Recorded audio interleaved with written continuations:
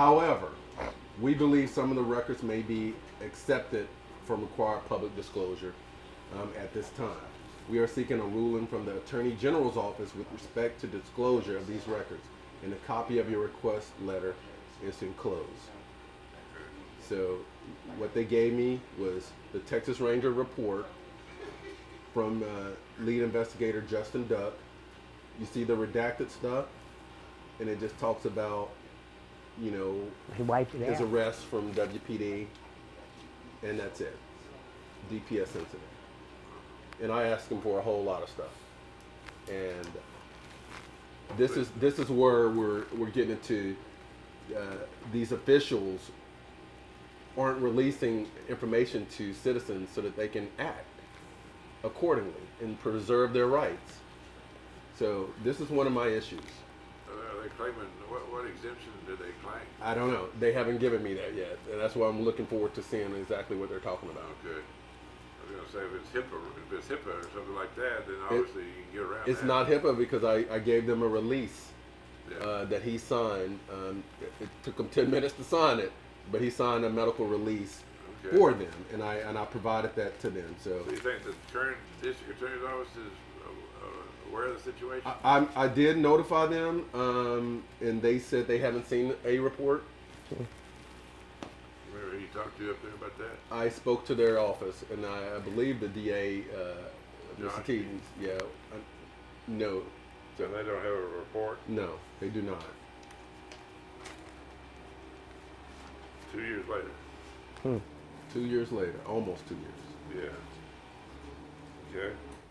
And the subtype of the Rangers report is abuse of office, and that's what our lawsuit will focus on: abuse of office, violation of civil rights under 42 USC 1983. So we'll be filing a federal lawsuit seeking damages. I mean, there's nothing that we can do at this point to fix him. He has spiritual needs that can help him cope with it, but his physical prognosis is dire. I mean, Providence sent him home to die.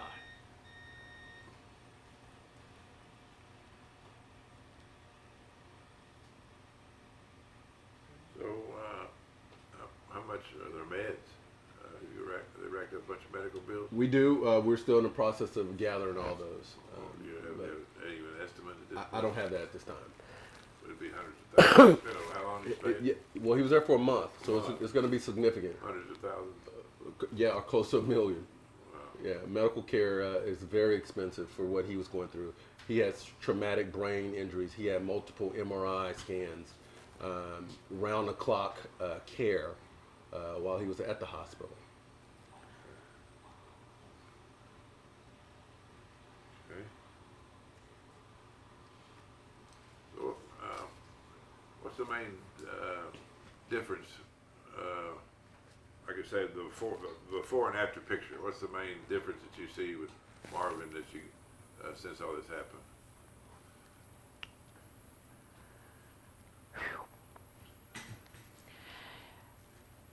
I wake up in the morning, it's a brand new day. Until I open my son's room door. And it's not a brand new day. Trials, tribulations, troubles, screams. I go through this with him.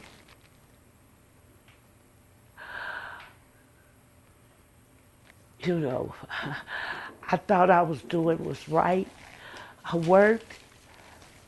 I took care of my children the best of my knowledge. They all working human beings. So I thought it was time for me to relax now. I did my job. And the police, who's supposed to be protecting us, damaged us. It would never be a normal day again. Never. And I'm seeking for justice for my son, Marvin Berry.